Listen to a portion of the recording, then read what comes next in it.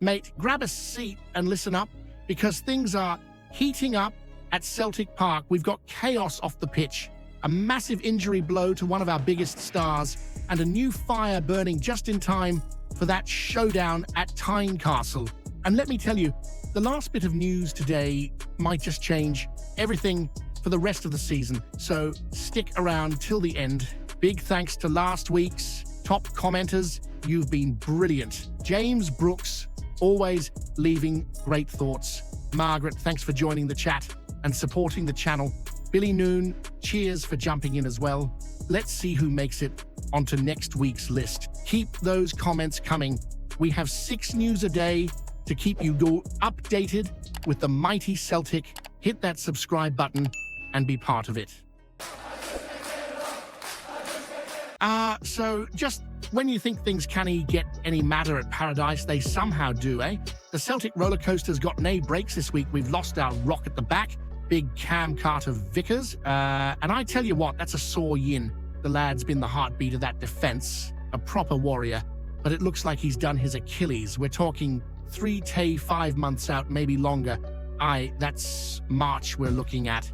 Brutal. And of course, this all happens right before we head to Tynecastle. Tay face Hearts, who, let's be honest, are buzzing like they've just won the Champions League because they're 5 points clear at the top. Calm down, lads. It's October, no May. Now, Brendan's got a right headache on his hands. Cam's gone. Ali Johnston limped off.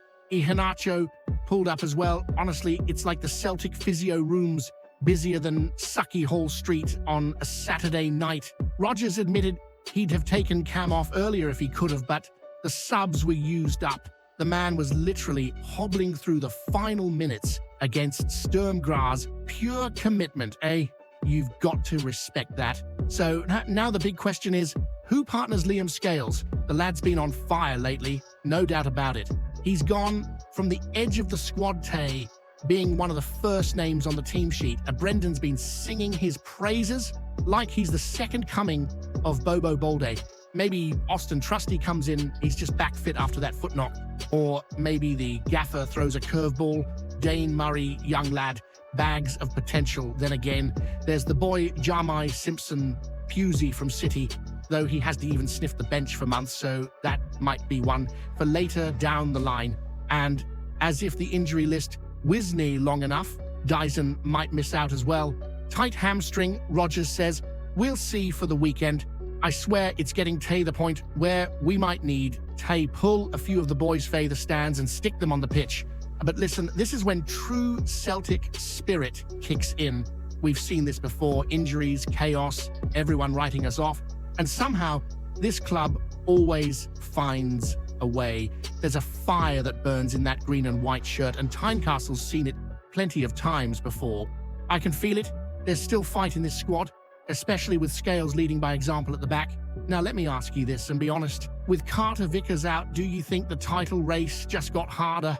Or will this Celtic team dig deep and show everyone, especially the moaning hearts and those blues across the city, what champions are really made of? Hit that subscribe button. Lads, let's giant laldi till we hit 1,500 mad Celtic daffs. Now that's more like it, eh? Finally, a bit of spark back in this Celtic side. And fittingly, it's Sebastian Tounekti lighting the match. The Tunisian lads come in and brought something we've been crying out for all season. Energy, creativity, and a wee bit of swagger. And let's be honest, after the shambles we've seen at times lately, that 2-1 win against Sturm Graz felt like a breath of fresh Glasgow air. The place was bouncing, the hoops were flying, and for the first time in weeks, you could actually feel the fire again inside Paradise. Tounekti said it himself. That result could be the spark. It's been like Brendan's been trying to light a fire with damp matches, hasn't it? We've been flat in attack, struggling for rhythm and missing that killer touch. But against Graz, it finally clicked. The tempo was high, the pressing was sharp, and if the boys had been a bit more clinical, it could have been 4 or 5. Still, a win's a win. And in Europe, that's worth its weight in gold, or should I say, in green and white glory. And I'll tell you what, Tounekti's right to see this as a turning point. The lad cost 5 million quid, and it's starting to look like a bargain. His pace, his movement, he's got that spark you can't coach. You can see he's starting to believe, and the whole team's feeding off it. Confidence has been our biggest enemy this season, but nights like that can change everything. Now, of course, the real test is coming. Tynecastle. Hearts are sitting 5 points clear at the top, and you can bet every Jambo in Edinburgh has been strutting about like they've already won the league. But Tounekti's not having it. He's called it out. Says Hearts are a proper team. But Celtic are still the champions, and we're coming for them. That's the attitude I want to hear. No fear, no excuses, just belief. And can we just appreciate how he gets it already? He's only been here 5 minutes, but he's talking like a proper Celtic man. We'll be going there on Sunday to win, he says. Nay hesitation, nay holding back. That's the mentality that wins titles. Tynecastle's a tough ground. The crowd will be baying for blood, but that's exactly the kind of place where champions prove their worth.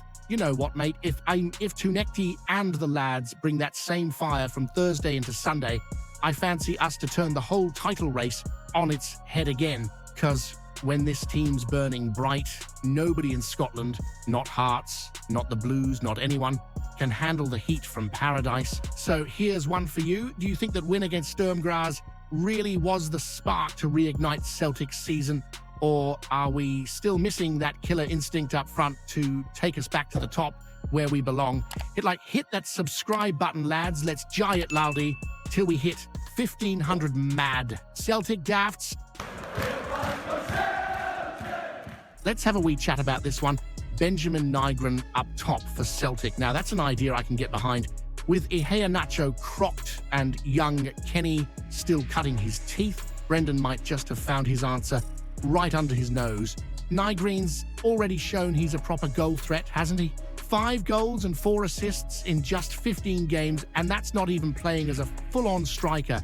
You can see the lad's got the instinct, that hunger to get into the right spaces and make things happen.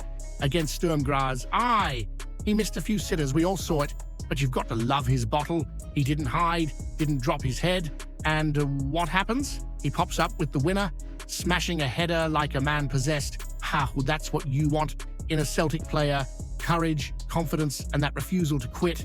The lad's got the heart for it, no question. And here's the thing, Nygren's not some winger pretending to be a striker. He's played that role before, and quite well too. 16 goals in 39 games through the middle. That's a proper return. You can tell he's comfortable in there, using his body, finding wee pockets of space and causing defenders nightmares. He's got that left foot that can whip a ball past any keeper. And if we can get him service, especially from lads like Arnie Engels or Kalmack, he'll score goals. Playing him through the middle could be exactly what Celtic needs against Hearts. The big games demand bold moves, and Brendan's never been afraid to roll the dice when it counts. We've seen how flat we can look without a proper presence up front, and Nygren's energy, his willingness to press and chase, might be just the thing to rattle that Jambo's back line. And let's be honest, mate, Tynecastle's a cauldron. It's loud, it's hostile, and it's the kind of place where you either shrink or shine. I reckon Nygren's the type to shine. He's got that bit of Scandinavian ice and Glaswegian grit mixed into one, and that's a dangerous combo. Stick him in the number 9 role, and he might just be the difference maker.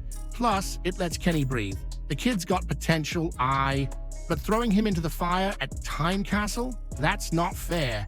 Let Nygren lead the line, batter their defense for an hour, and if we're cruising or chasing, then you bring Kenny on to stretch the game. It's smart football, and Brendan knows it. So here's my question to you. Do you think Brendan should take the gamble and unleash Nygren as the main man up top? Or is it too big a risk to play him out of position in a match this massive? Hit that subscribe button, lads. Let's jay it loudly till we hit 1,500 mat. Celtic Dafts,